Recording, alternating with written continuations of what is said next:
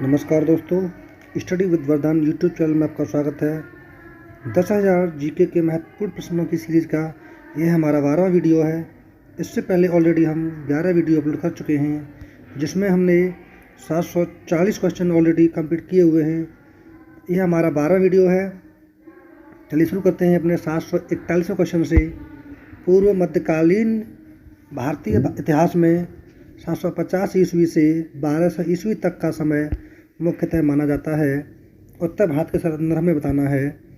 ए. संक्रमण काल, बी. राजपूत काल, सी. भारत पर तुर्क आक्रमण का काल, डी. उपयुक्त सभी। तो इसका सही आंसर हो जाएगा बी. राजपूत काल।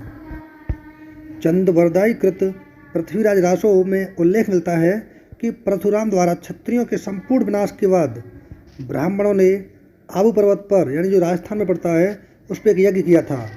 वह यज्ञ की अग्नि से चौहान, परमार, गुर्जर प्रतिहार और सोलंकी राजपूत वंशों का उत्पत्ति हुई थी। वहीं इसके अलावा पृथ्वीराज रासो के अतिरिक्त नवसाहसांक चरित्र हम्मीर रासो, वंश भास्कर एवं सिसाड़ा में उल्लेख यह मिलता है कि जब पृथ्वी दैत्यों के आतंक से आक्रांत हो गई थी, तब महर्षि वशिष्ठ ने दैत्यों के विनाश के लिए आबू पर्वत पर एक अग्नि कुंड का निर्माण कर यज्ञ किया था। इस यज्ञ की अग्नि से 4 योद्धाओं प्रतिहार, परमार, चौहान एवं चालुक्य की उत्पत्ति हुई थी। अगर बात करें इसका क्षेत्र, राजपूतों का जो क्षेत्र था वो राजस्थान, आपका हरियाणा, गुजरात, उत्तर प्रदेश, पूर्वी पंजाब, पश्चिमी पंजाब, हिमाचल प्रदेश, उत्तराखंड, जम्मू कश्मीर, आज़ाद कश्मीर, बिहार, उड़ीसा, झारखंड, मध्य प्रदेश, महाराष्ट्र और सिंध तक का प्रांत इसके अधीन था। हर्षवर्धन के उपरांत भारत में एक ही शक्तिशाली वंश हुआ था, वो था गुर्जर प्रतिहार राजवंश। Next question 742वां। 712 ईस्वी में सिंध पर अरबों के आक्रमण के समय वहाँ का शासक कौन था? ए. दाहिर या बी. दाहिर, सी. चच, डी. राय साहनी। तो इसका सही आंसर हो जाएगा बी. दाहिर।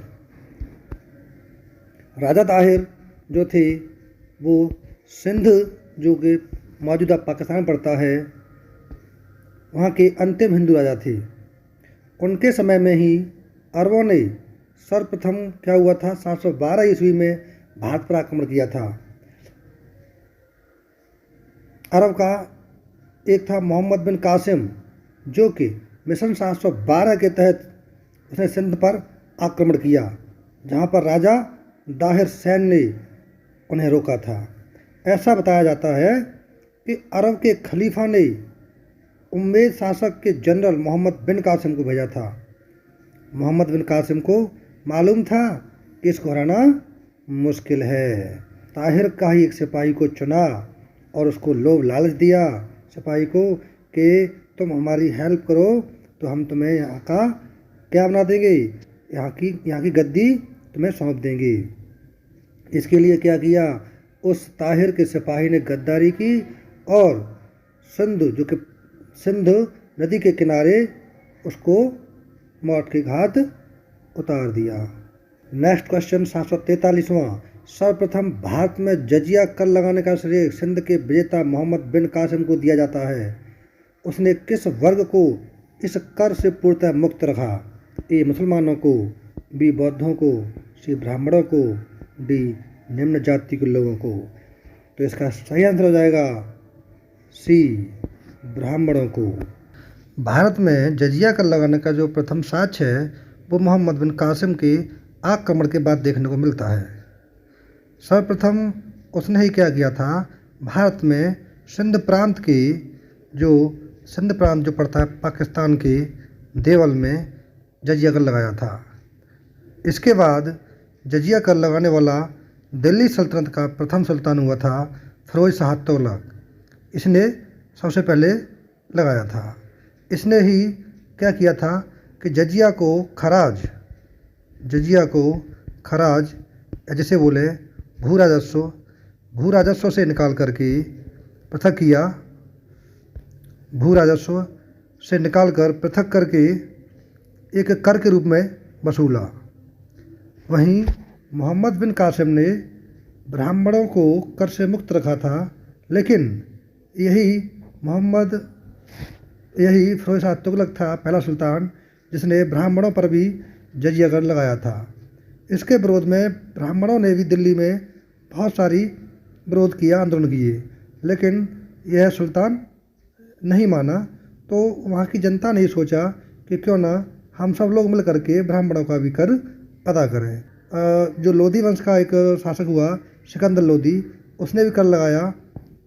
उसके बाद क्या हुआ कि दिल्ली सल्तनत का ही एक हुआ था अलाउद्दीन खिलजी, उसने भी जजिया और खराज न देने वालों को क्या किया, उन्होंने कहा कि उसने भी जजिया कर लगाया और उसने कहा कि जो जजिया कर और खराज न देगा उसको हम गुलाम बनाएंगे। क्योंकि गुलाम बना करके वो क्या करता, तो गुलामों को बेचता था, जिससे वो महंगे दामों में उस समय गुलाम बिका करते थे। और जजिया कर को समाप्त करने वाला जो पहला मुगल शासक हुआ था वह अकबर हुआ था। चलिए नेक्स्ट क्वेश्चन देखते हैं। किस ग्रंथ के उल्लेख के आधार पर यह माना जाता है कि मलच्छियों के अत्याचार से त्रस्त होकर महर्षि वशिष्ठ ने अत्याचारों के विनाश हेतु आबू पर्वत पर एक यज्ञ किया एवं यज्ञ के अग्निकुंड से 4 राजपूत कुलों परमार, चालुक्य, सोलंकी, प्रतिहार एवं चौहान का जन्म हुआ। ए मनुस्मृति, बी रामायण, सी पृथ्वीराज रासो और डी राजतरंगिणी। तो यहाँ सी पृथ्वीराज रासो की जगह पर हम कर सकते हैं हम्मीर रासो। गलत टैप हुआ है यहाँ पे, ये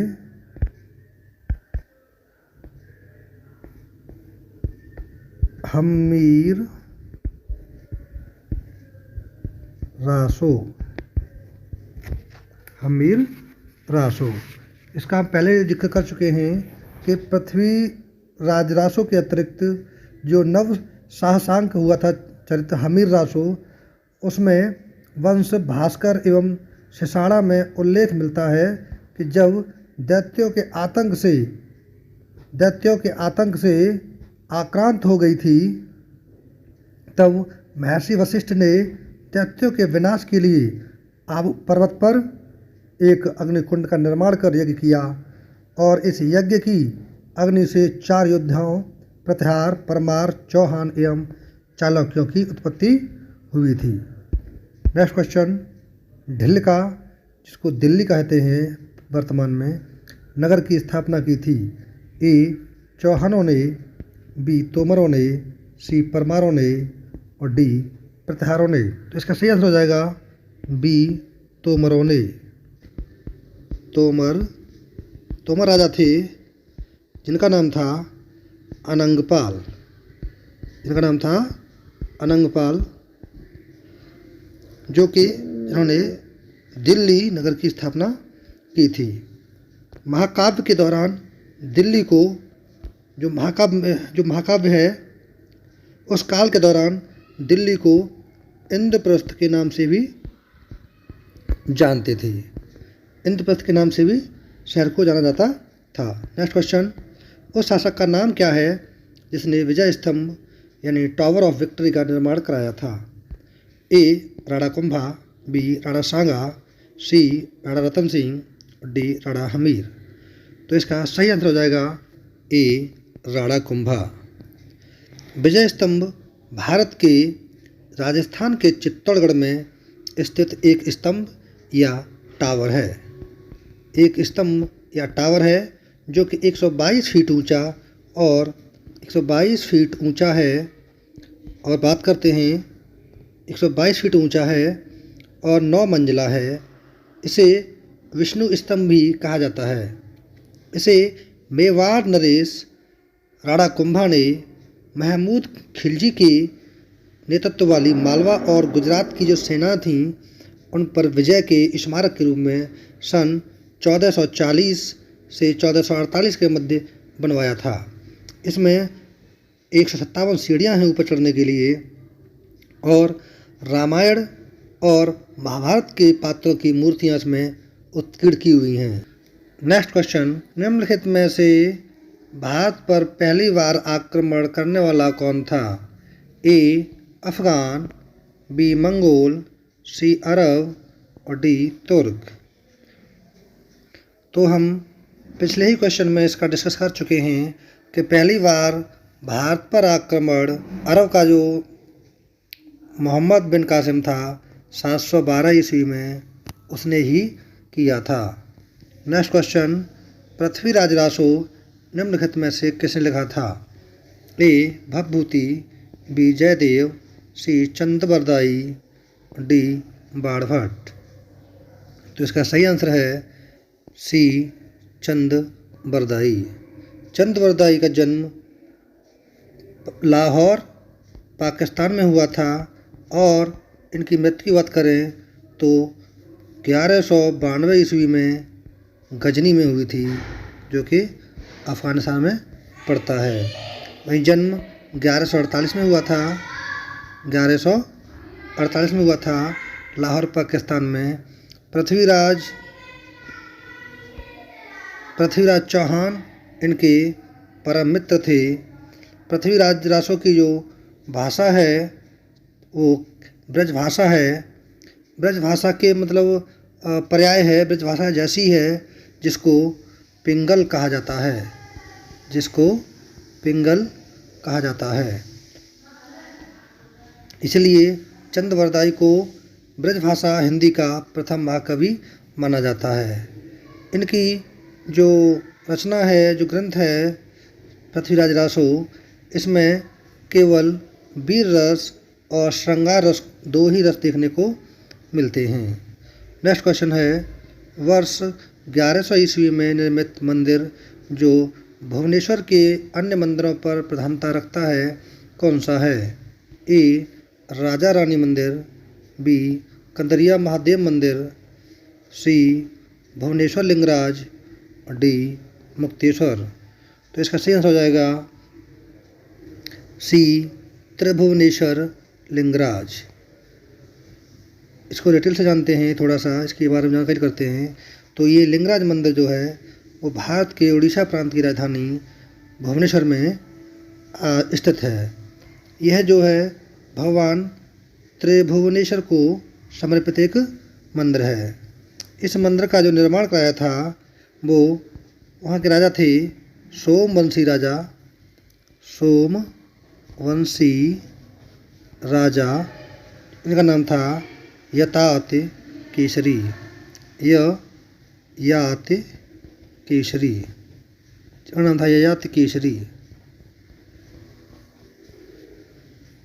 जो कि 11वीं शताब्दी में इस मंदिर का निर्माण 11वीं शताब्दी में कराया गया था।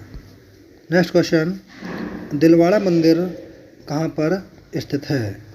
ए स्वर्णगोला, बी पारसनाथ पर्वत, सी इंदौर, डी आबू पर्वत। तो इसका सही आंसर हो जाएगा डी आबू पर्वत। इसका सही आंसर हो जाएगा डी आबू पर्वत। दिलवाड़ा मंदिर जो है उसको देलवाड़ा मंदिर भी कहा जाता है। यह कोई एक मंदिर नहीं है, यह 5 मंदिरों का समूह है। ये राजस्थान के सिरोही, कौन सा? राजस्थान के सिरोही जिले में माउंट आबू नगर में स्थित है। ये इन मंदिरों का निर्माण 11वीं और 13वीं शताब्दी के बीच हुआ था। यह शानदार मंदिर जैन धर्म के तीर्थंकरों को समर्पित है। ये 5 मंदिर कौन कौन से हैं, थोड़ा उन पे भी नज़र डालते हैं। जैसे एक मंदिर है इसमें विमाल व शाही मंदिर। एक मंदिर है हमारा, पहला मंदिर जैसे मान लो विमाल व शाही मंदिर। ये मंदिर क्या है? ये मंदिर सफ़ेद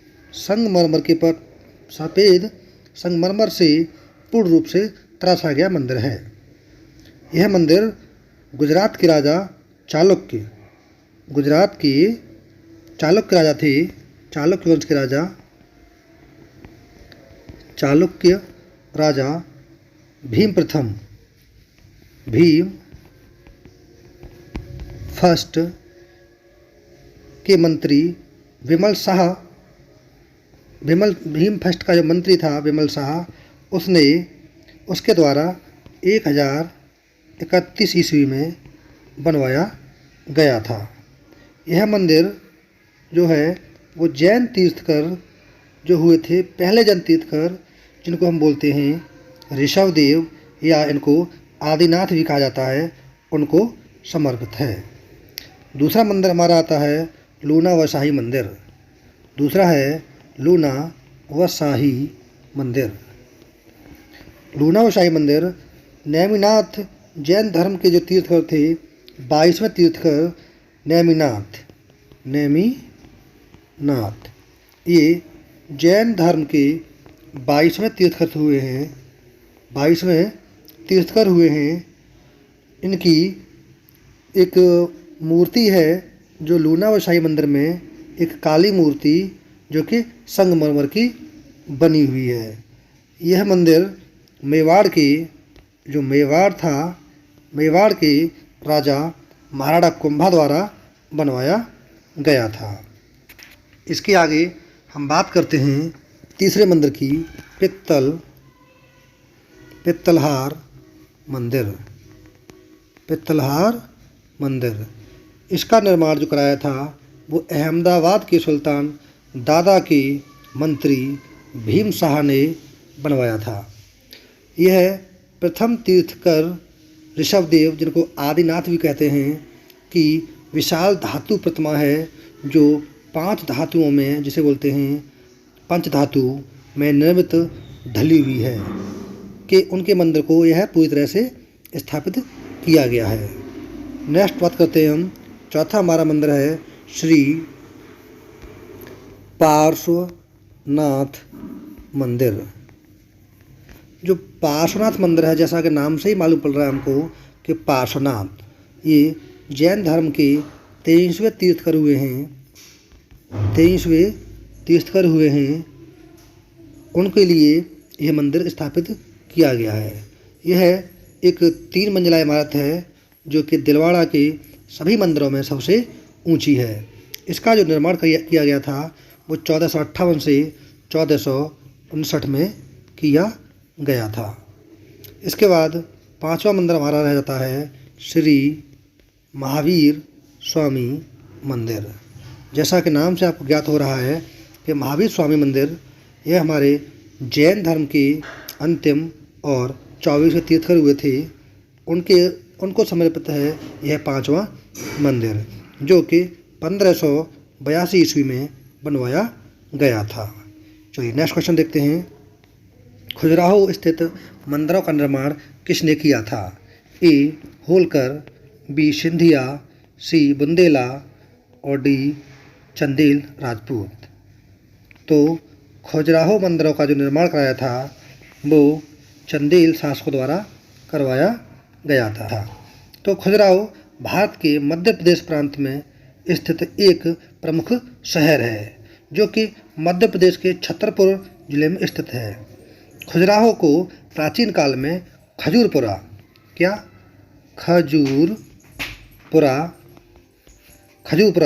या और क्या कहते थे इसको, खजूर वाहिका, या इसको खजूर वाहिका भी कहते थे। खजूर वाहिका के नाम से भी जाना जाता था। यहाँ प्राचीन हिंदू और जैन के मंदिर हैं। चंदेल शासकों द्वारा बनवाया गया था यह मंदिर, और 85 मंदिरों का यह एक संग्रह था, जो कि आज के समय में केवल यहाँ पर अगर हम देखने को जाते हैं तो मात्र 25 ही हमें मंदिर देखने को मिलते हैं। पहले इसमें 85 मंदिरों का एक संग्रह हुआ करता था, कि खजुराहो के संस्थापक चंद्रवर्मन थे। इस स्थान को, खजुराहो को सन 1986 में विश्व विरासत की सूची में शामिल किया गया है। चलिए नेक्स्ट क्वेश्चन देखते हैं। विजय स्तंभ कहाँ स्थित है? विजय स्तंभ कहाँ स्थित है? तो ए दिल्ली बी झांसी, सी चित्तौड़गढ़ और डी सीकरी। तो इससे पहले 746वें क्वेश्चन में हम इसका जिक्र कर चुके हैं कि विजय स्तंभ क्या है। विजय स्तंभ एक टावर है जो कि 122 फीट ऊंचा है और जिसमें 9 मंजिला है और जिसमें 157 सीढ़ियाँ हैं, जो कि एक विष्णु स्तंभ भी कहा जाता है इसको, जो कि राजस्थान के चित्तौड़गढ़ में, कहाँ पर, चित्तौड़गढ़। तो इसका सी विकल्प सही हो जाएगा। नेक्स्ट क्वेश्चन, लिंगराज मंदिर की नींव डाली थी। ए यतात केसरी ने, बी लाला तेंदु केसरी ने, सी नरसिंह देव ने, डी प्रतापरुद्र देव ने। तो लिंगराज मंदिर के बारे में 749वें क्वेश्चन पे हम डिस्कस कर चुके हैं कि यह उड़ीसा प्रांत के भुवनेश्वर में स्थित है और यह सोमवंशी राजा ययाति केसरी ने बनवाया था। तो इसका ए विकल्प सही हो जाएगा। नेक्स्ट क्वेश्चन, सोमनाथ के मंदिर पर 1125 ईस्वी में महमूद गजनवी के आक्रमण के समय गुजरात का शासक कौन था। A Bhimdev first, B Bhimdev second, C Mulraj first और डी मूलराज सेकंड। तो इसका सही आंसर हो जाएगा ए भीमदेव फर्स्ट। चलिए, तो सोमनाथ मंदिर गुजरात में जो सौराष्ट्र क्षेत्र है उसकी एक जगह पड़ता है जिसका नाम है वेरावल। वेरावल एक बंदरगाह है, वहाँ पर यह मंदिर स्थित है। इसका जो इस मंदिर का, सोमनाथ मंदिर का निर्माण चंद्रदेव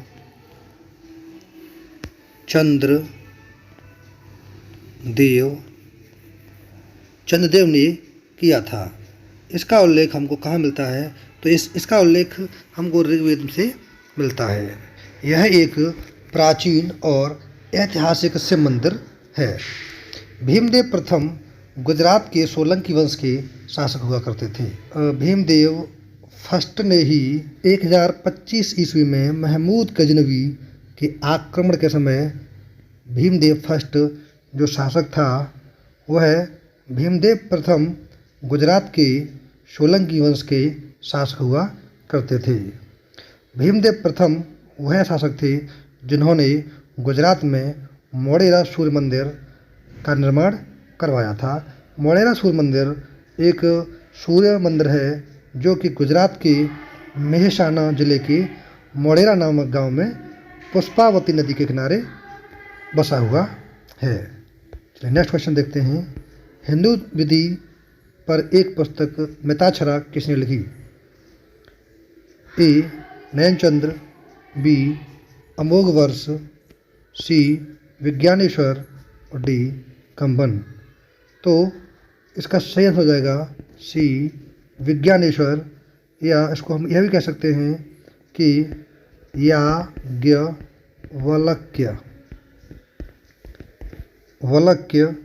स्मृति पर एक विज्ञानेश्वर का टीका है। तो इसको मिताक्षरा का लेखक याज्ञवल्क्य भी कहा जाता है। नेक्स्ट क्वेश्चन, ब्लैक पेगोडा है। ए मिस्र में, बी श्रीलंका में, सी कोणार्क में, डी मदुरै में। ये पुरी कहाँ है, तो ये पुरी उड़ीसा में स्थित है। तो यह मंदिर पुरी उड़ीसा में स्थित है और इस मंदिर का निर्माण गंग वंश के राजा हुआ करते थे। गंग वंश के राजा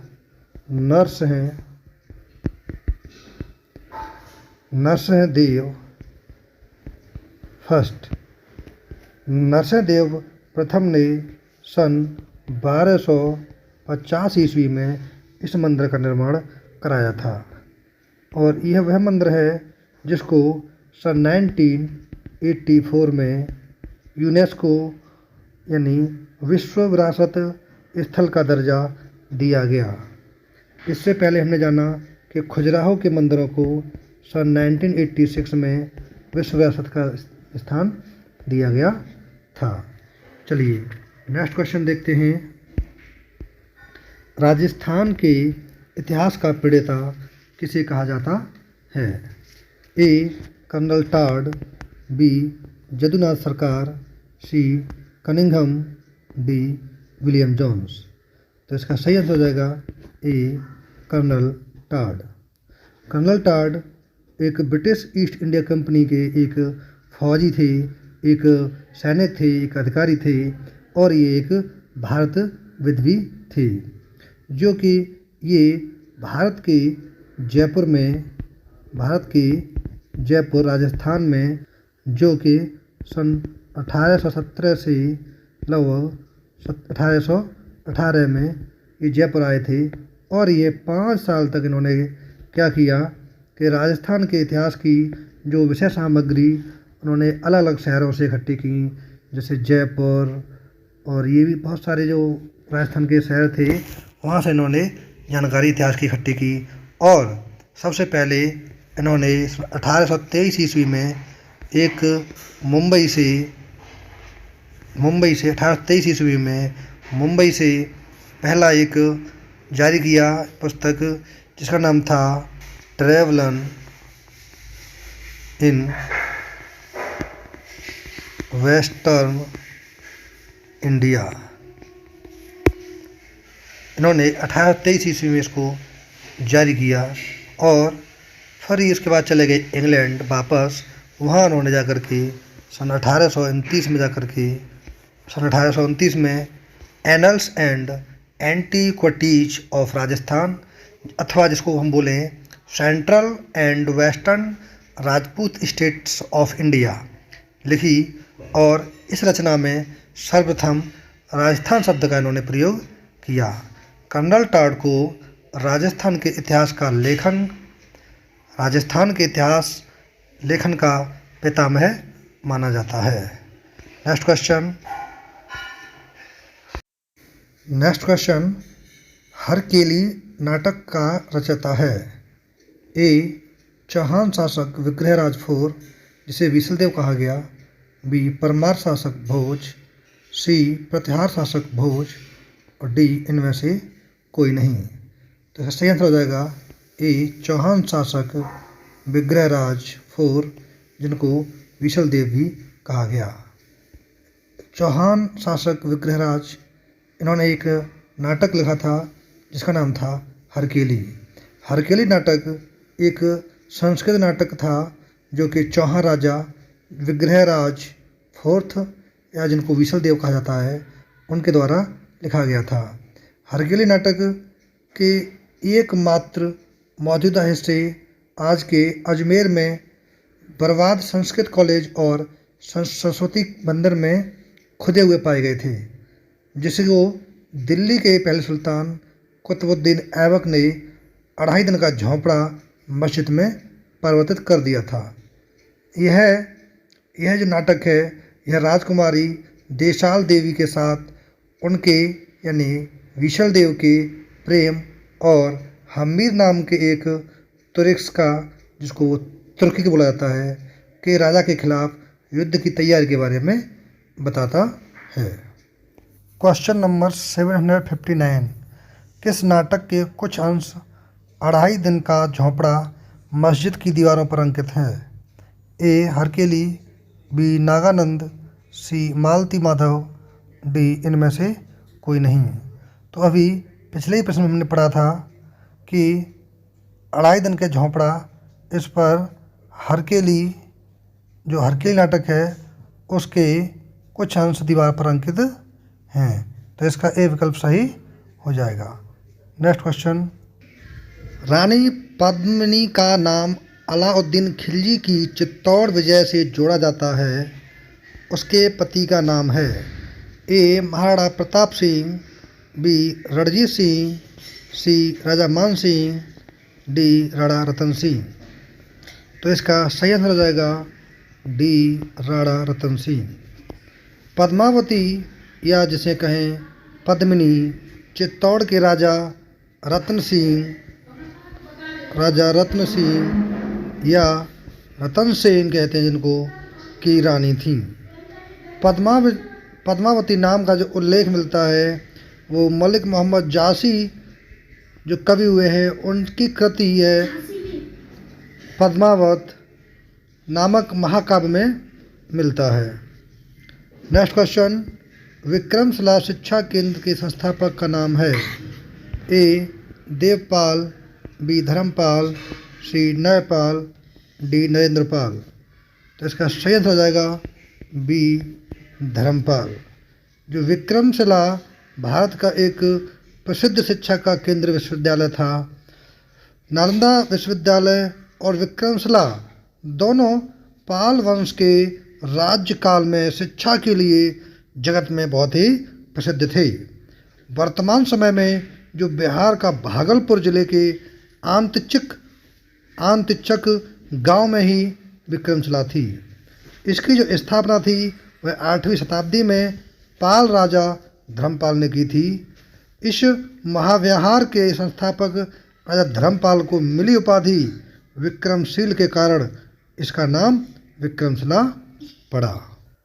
नेक्स्ट क्वेश्चन है कि निम्नलिखित में से किस मंदिर परिसर में एक भारी भरकम नंदी की मूर्ति है जिसे भारत की विशालतम नंदी मूर्ति माना जाता है? ए बृहदीश्वर मंदिर, बी लिंगराज मंदिर, सी कंदरिया महादेव मंदिर, डी लेपाक्षी मंदिर। तो इसका सही आंसर हो जाएगा सी कंदरिया महादेव मंदिर। कंदरिया महादेव मंदिर खजुराहो मध्य प्रदेश में स्थित है। इस मंदिर का जो निर्माण था वो चंदेल शासक चंदेल वंश के पराक्रमी राजा यशोवर्मन ने सन 1025 से 1050 ईस्वी के मध्य आसपास करवाया था। इस मंदिर को हम एक और नाम है जिसे बोलते हैं चतुर्भुज मंदिर। इस नाम से भी इस मंदिर को जाना जाता है। तो नेक्स्ट क्वेश्चन देखते हैं, निम्नलिखित में से किसे एक नए संवत चलाने का यश प्राप्त है? ए धर्मपाल, बी देवपाल, सी विजयसेन, डी लक्ष्मण सेन। इसका सही आंसर हो जाएगा डी लक्ष्मण सेन। जो लक्ष्मण सेन था वो बंगाल के सेन वंश के जो सेन वंश था, सेन राजवंश, उसके चौथे शासक थे। इनके पूर्ववर्ती मतलब इनके पिता कहें या इनसे पहले के जो शासक रहे थे वो उनका नाम था बल्लाल सेन। और इनके जो पुत्र हुए या इनके जो उत्तरवर्ती हुए पुत्र तो इनके और भी थे 3-4, लेकिन मुख्य रूप से इनके उत्तरवर्ती जो शासक बने हैं वो बने हैं विश्वरूप सेन इनके पुत्र थे जो कि बाद में शासक बने। लक्ष्मण सेन इन्होंने ये 1119 ईस्वी में वहाँ के शासक बने, राजा बने। और इन्होंने 1119 यानी उसी वर्ष लक्ष्मण संवत, जो नया संवत है उसको बोला गया लक्ष्मण संवत। लक्ष्मण संवत की स्थापना की, जिसका इस्तेमाल बंगाल और बिहार ने कम से कम 400 वर्ष तक लगातार किया जाता रहा था। वहीं एक और थे, इससे जुड़ी जानकारी है कि 12वीं शताब्दी में जो प्रसिद्ध संस्कृत कवि हुए थे जिनका नाम था जयदेव लक्ष्मण सेन के दरबार में कवि रहे थे। जयदेव ने ही क्या लिखा था? गीत गोविंद, जिसमें राधा और कृष्ण के प्यार का वर्णन देखने को मिलता है। राधा और कृष्ण का प्यार। चलिए नेक्स्ट क्वेश्चन देखते हैं। गीत गोविंद के रचनाकार जयदेव किसकी सभा को अलंकृत करते थे? ए धर्मपाल, बी देवपाल, सी Vijaysen, D Lakshman Sen.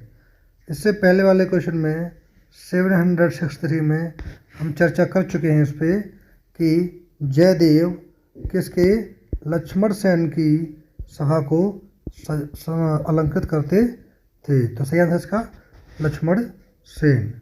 Next question, किसने सोमपुर महाविहार का निर्माण कराया था? ए कुमारगुप्त फर्स्ट, बी हर्ष, सी धर्मपाल, डी विजयसेन। तो इसका सही आंसर हो जाएगा सी धर्मपाल। पाल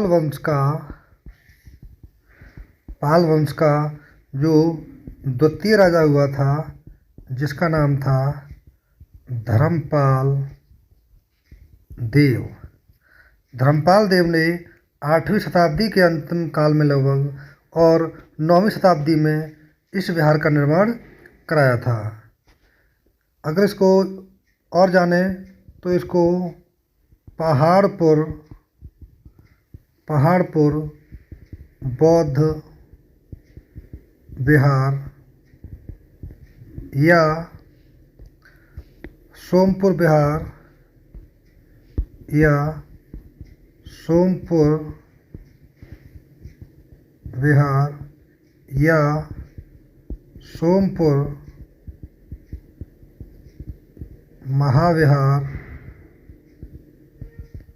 सोमपुर महाविहार के नाम से भी जाना जाता है। यह एक प्राचीन बौद्ध विहार है।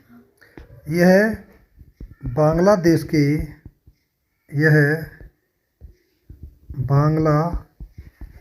के नवगांव जिले के बादलगाछी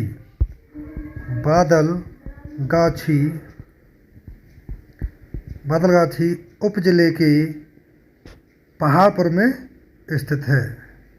ठीक है ना। अभी क्या है, अभी वर्तमान में यह ध्वंस अवस्था में है। सन 1879 में एक हुए थे कनिंघम ने इसकी खोज की थी और सन 1985 में यूनेस्को ने इसको विश्व विरासत स्थल को घोषित किया हुआ था। इससे पहले हमने क्या पढ़ा था कि सन 1984 में कोणार्क मंदिर को विश्व विरासत घोषित किया हुआ था यूनेस्को ने, और 1985 में किया हुआ है किसको? तो यह है सोमपुर विहार। और 1986 में क्या हुआ था? खजुराहो। तो हमें तीनों क्रम से याद रहेंगे, पहले कोणार्क, सोमपुर, उसके बाद खजुराहो। चलिए नेक्स्ट क्वेश्चन देखते हैं। 766वां, भुवनेश्वर तथा पुरी के मंदिर किस शैली से निर्मित हैं? ए नागर शैली, बी द्रविड़ शैली, सी वेसर शैली और डी इनमें से कोई नहीं। तो इसका सही आंसर हो जाएगा ए नागर शैली। नेक्स्ट क्वेश्चन, भारत में प्रथम आक्रमणकारी था? ए कुतुबुद्दीन ऐबक, बी महमूद गजनवी, सी मोहम्मद बिन कासिम और डी मोहम्मद गौरी। इसका सही आंसर हो जाएगा सी मोहम्मद बिन कासिम। मोहम्मद बिन कासिम ही प्रथम आक्रमणकारी था जिसने भारत पर आक्रमण किया था। सन 712 ईस्वी में किया था। उस समय राजा दाहिर सिंध पर राज करते थे, जो कि सिंध के अंतिम हिंदू राजा हुआ करते थे। नेक्स्ट क्वेश्चन, जगन्नाथ मंदिर किस राज्य में स्थित है? ए बंगाल, बी उड़ीसा, सी केरल और डी उत्तर प्रदेश। तो इसका सही आंसर हो जाएगा B Odisha. Next question, Puri में स्थित कोणार्क के विशाल सूर्यदेव के मंदिर के निर्माता थे? A Narasimha first, B Kapilendra, C Purushottam, D Chodaganga. तो इसका सही आंसर हो जाएगा ए 769 का A Narasimha first. Next question, Ajay Pal संस्थापक थे? ए अलवर के, बी भरतपुर के, सी अजमेर के और डी चित्तौड़गढ़ के। इसका सही आंसर हो जाएगा सी अजमेर के। अजमेर शहर का नाम जो है वह अजमेर शहर का नाम जो है वो अजय मेरू के नाम पर पड़ा, जिसकी स्थापना 1113 ईस्वी में चौहान के जो राजा हुआ करते थे, चौहान राजा अजय राज कहें या अजय पाल कहें, इनके द्वारा की गई थी। तो दोस्तों 10,000 महत्वपूर्ण जीके के प्रश्नों की सीरीज के इस 12वें वीडियो में हमने मोस्ट 30 क्वेश्चंस के बारे में डिटेल से डिस्कस किया और उनको हमने सीखा। अगर आपको हमारा ये वीडियो पसंद आ रहा हो तो वीडियो को लाइक कीजिए और वीडियो कैसा लग रहा है कमेंट्स ज़रूर करें, जिससे कि हमें मालूम पड़ता रहे कि हमारा वीडियो कैसा है। कोई त्रुटि हो तो वो भी कमेंट्स में करें, जिससे कि हम वीडियो को और इम्प्रूव कर सकें। और अगर आप हमारे चैनल पर नए हैं और पहली बार विजिट कर रहे हैं तो हमारे चैनल को सब्सक्राइब कीजिए।